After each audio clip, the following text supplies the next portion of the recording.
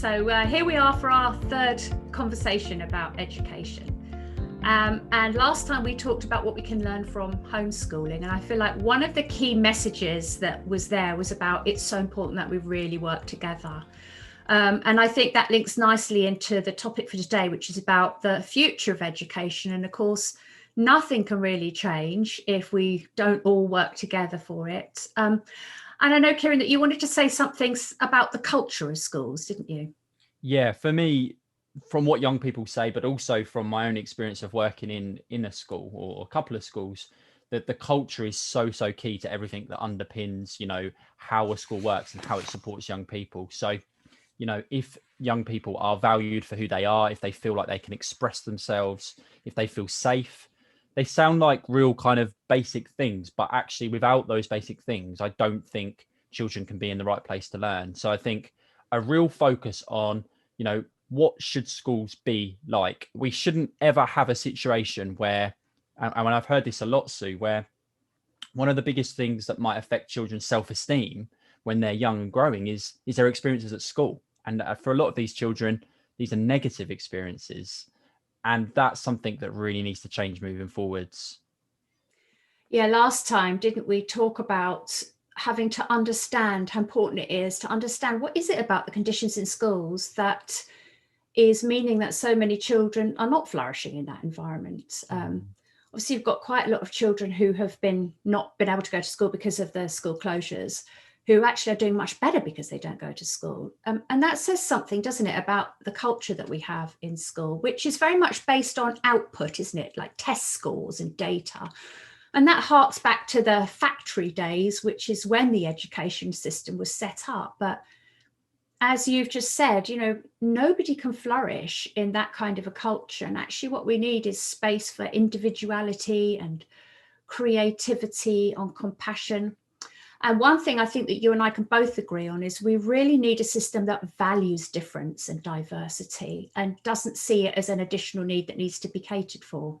Definitely. And really understanding, as you mentioned, they're like diverse needs. So I know we'll speak in detail. We're talking about, whole school approaches here and whole, all children, but even more so with children with SEND needs is giving, firstly, teachers as well, the real tools to understand how they can differentiate, how they can really adapt.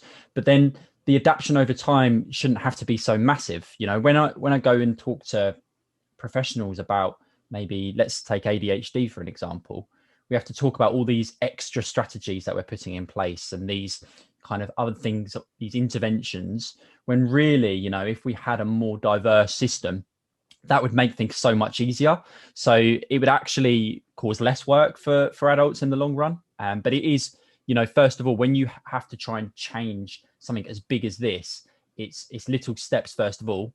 And then I think it's really just making sure that we just gain traction as we go along. Yeah, and that's a really great point about ADHD. I've always said the same about autism as well, that you shouldn't have to make special arrangements for a child with autism, because good practice in the classroom, good autism practice is just good practice, having structure, a clear timetable, clearly defined tasks, routines, clear expectations, clear, concise language. Some of those things are like so simple to implement. And so I feel like you, what we need is a system that is much less based on output and test scores. And of course, that relates back to our previous talk about having the spectre of Ofsted hanging over. But what we need is a system that's based much more on compassion, which is like concern for other people, empathy, understanding the needs of others, valuing individuality, and social participation, being able to feel that you are part of a social group. And that kind of social connection is what's so important to us as human beings, as we've learned, haven't we, through these COVID times? Yeah, absolutely. And it is about that, I think. Sue's a really good point, is learning, from the moment. You mentioned like the factory systems there. Well, all of us would agree that we've certainly, developed since then. And so it is about, looking to the future and looking about the skills that young people will need to really access and make the most of their futures. So we know from speaking with young people that global warming and kind of climate change is a massive concern for these young people. And they want to, they want to know more about it. They want to learn about, eco-friendly systems and things like that. And technology as well, plays a massive role. Again, we can see how we're connecting. Young people really want to, learn more about technology and how they can develop it moving forward. So it's that goes back to that creativity we mentioned before, that when children start schools in the early years provision, we do look a lot about play and creativity, but then we seem to lose it as we go through the system. So again, I think not being stuck in the moment, planning for the future is really important. Yeah, and it does seem that within the system that we have, it's almost like the God tier of subjects, which is all the STEM subjects like maths and science and English and engineering, all those kinds of things. And the things that are the most, that's kind of lower down the hierarchy, pecking order of subjects, are the creative subjects. And they're the first ones to be cut, aren't they? Things like dance, drama, art, music, all of those kind of creative things that actually go to the very heart of what it means to be a human being. Those are the things that we need to prioritize the highest, don't we? Like you say, that's something that happens in the early years that somehow gets lost. And so I think that probably what we need to do is realize that we have a culture, and by culture I mean a set of ideas and social behavior. That's what a culture is. And if you think about the culture that we have in our education system about this as a whole, it values this data and test scores, and that's how it's measured. We need to change that culture, don't we, so that it's something that thinks about how can we prepare people for the future. Definitely. And a global kind of focus as well, which I know might sound to some like we're stretching this, but actually it's moving away from I live in this little town or village and I need to get my GCSEs. You mentioned this before, Sue, and then it's very kind of narrow-minded vision.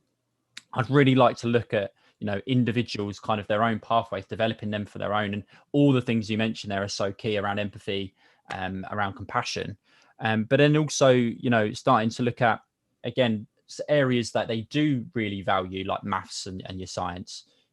What is it from maths that children really want to learn? So again, speaking to young people, we know from the recent multi-school meetings that we just held that things like learning about bills, learning about taxes are the things that young people want to know more about. So let's listen to them and let's adapt.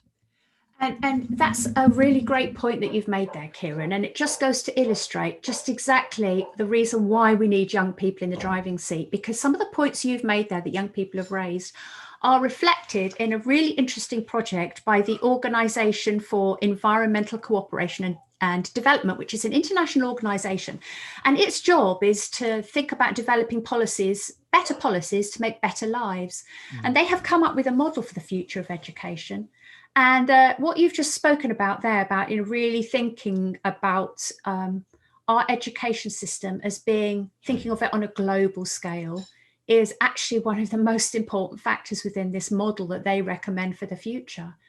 So that just says everything to me about, we need to have the voice of young people heard much more in the topic about developing the education system, and to have them thinking about, well, what skills do we think we need for the future? Yeah, absolutely. And again, when you start to look wider, there are obviously more influences, especially if we talk about things like social media. Again, in schools, how are young people becoming more aware of the issues there? So, things like fake news, they might just hear these things getting branded about, but actually, again, we need to be adapting our curriculums to make sure young people can really positively use these things. We've introduced them over the years, but really we've just introduced them to all of our lives and said, kind of, there you go, get on with it, experiment with it, make some positive choices, but we know some people make negative too. And so, how do we work with young people to access things like that? I think it's really, really important, Sue. You're right, Kieran. And again, in this OECD model for the future, they talk very much about independent learning skills, motivation, attention, learning how to learn, critical thinking skills as being the most fundamental part of the kind of skills that children need. Obviously, last time we talked about this skills versus knowledge debate within education. And I was somewhat critical about the national curriculum requirements for the skills to be developed of, like evaluating and analysing, because I feel they're very vague. But these are the kind of skills that I think are much more relevant. Like you say, they have a real life function, critically evaluating, because how can you critically evaluate whether news is real or whether it's misinformation? I think that's one of the most important skills that our young people will need for the future. And also the skills around negotiating and compromising, collaborating, uniting, coming together. Because in the world at the moment, Kierran, don't we have this terrible polarization? You're either, especially we've seen this in America, haven't you? You're in this camp or you're in this camp, and both sides hate each other and are sort of warring about it.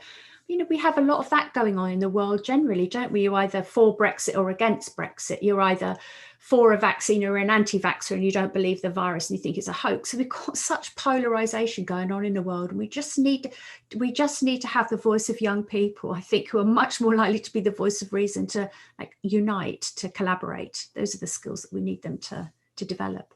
100%. I think negotiation is 100% key, Sue, to so much of this. And another example I'll give, I guess, is someone like Greta Thunberg, who is really taking issues to the highest kind of point. And she's really looked at how to engage people along that journey and work with people. And I think it is about some of the other key skills for me, especially around emotional intelligence and understanding yourself and then understanding others, that we may have views that we strongly believe, but other people, as you mentioned, are going to potentially see things very differently, and that's okay. But it is about working towards things that are positive for a lot of people, rather than just focusing on like minorities, and really looking at how everybody's voices are included within that, and making sure that young people are conscious of what's going on around them. So I use this a lot, in that you have two choices as you walk through life. You can either walk through consciously and really take things on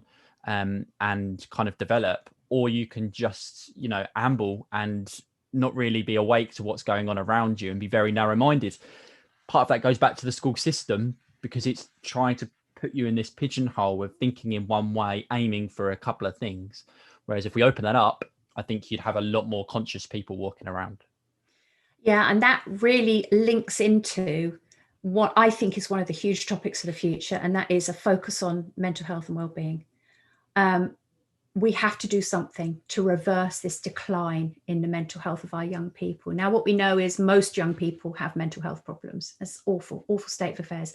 And we call ourselves a developed country, and yet we have these terribly, terribly high rates of mental health problems for children and young people.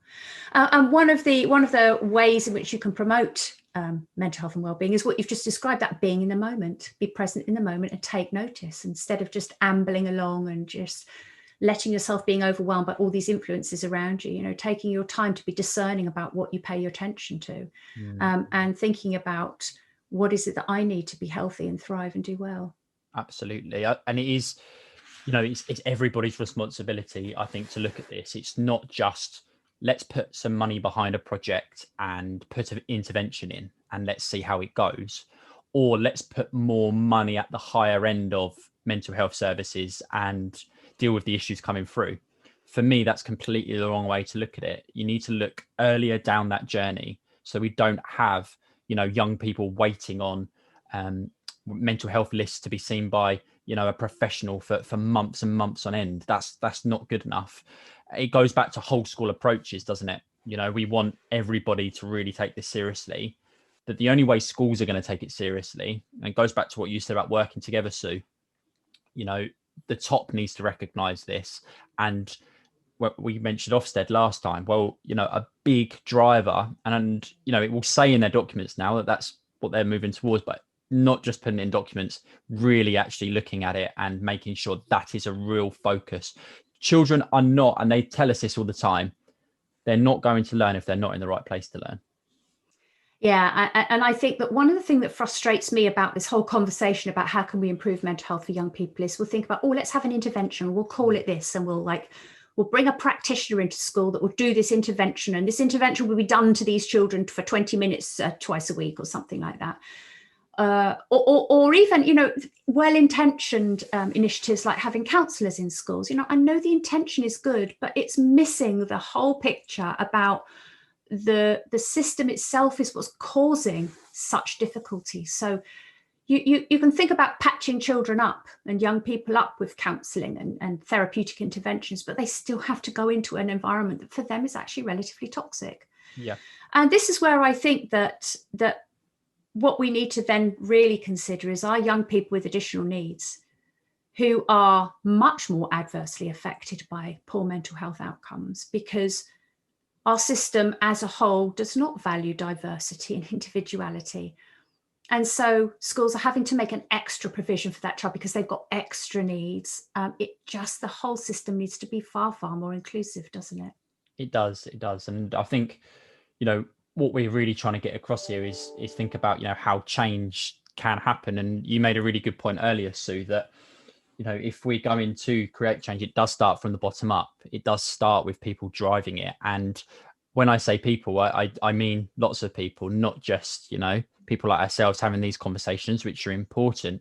But if we're really going to, get it to where it needs to get to kind of force change through, then we need to get people on that journey too, which is what we said earlier about social media, how that can be a real positive driver.